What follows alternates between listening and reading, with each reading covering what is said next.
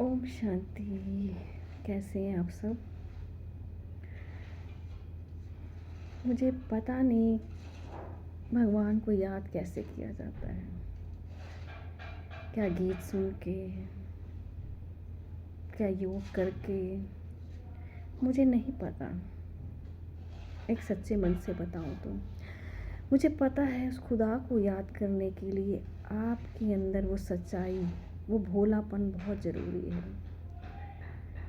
उसमें ज़रा भी खोट नहीं होना चाहिए। निरंतर योग, जिसे परमात्मा कहते हैं, मेरे से निरंतर योग रखने वाले, मुझे ही जानने वाले, किसी और को नहीं, मुझे जानने वाले। जब ऐसी अवस्था आपके पास आ जाती है तो आप ये समझें कि आपको किसी चीज़ का प्रभाव नहीं पड़ता। चाहे आपको कोई अनपढ़ कह रहा है ज्ञान से।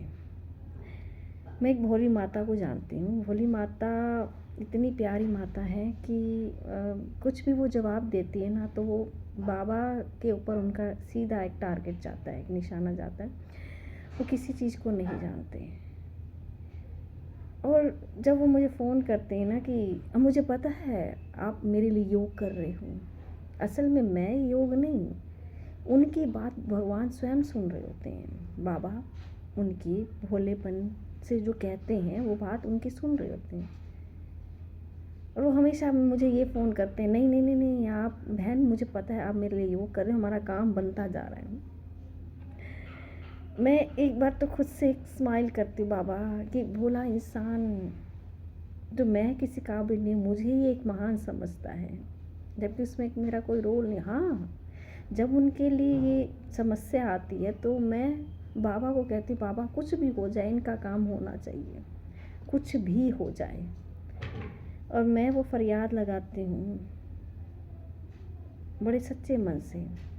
और मुझे वो फ़ोन करके ना वो एकदम शांत हो जाते कि हाँ, मेरा फ़ोन आपके पास गया ना, अब बाबा के पास बात पहुँच जाएगी।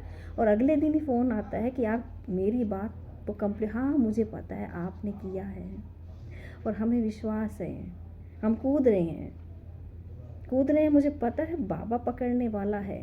लेकिन वो ये कहते हैं कि हाँ हमें पता है कि आप रस्सी पकड़ के बाबा को दोगे और हम बच जाएंगे। वही नहीं, उनका पूरा परिवार जब इस तरह से बात करता है तो मुझे इतनी खुशी होती है। खुशी होती है इस बात से कि वो मुझ जैसे पे विश्वास करते हैं और बाबा मुख में उनके हमेशा रहता है। तो वो जो चीज़ होती है बाबा के और करीब लाती है, क्योंकि आपके ऊपर एक जिम्मेवारी हो जाती है बहुत बड़ी कि मुझे उनका ये काम करना ही करना है, चाहे कुछ भी हो जाए। आप उनकी फरियाद के लिए आप बाबा से और टचिंग में जाते हो और उनके नज़दीक जाते हो और बाबा से कहते हो कि नहीं बाबा, मेरा काम हो या ना हो, बाबा उनका काम होना चाहिए। जब ऐसे ऐसे बात करने वाले आपसे बात करते हो, विश्वास करते हैं, तो आप भी एक तरह से एक फरिश्ते आत्मा बन जाते हैं। इसलिए भगवान कहते हैं मैं भोलों का हूँ। भोला बनना पड़ेगा ना, किसी को दिखावा करने से, दिखाना एक के प्रति भी नफ़रत नहीं।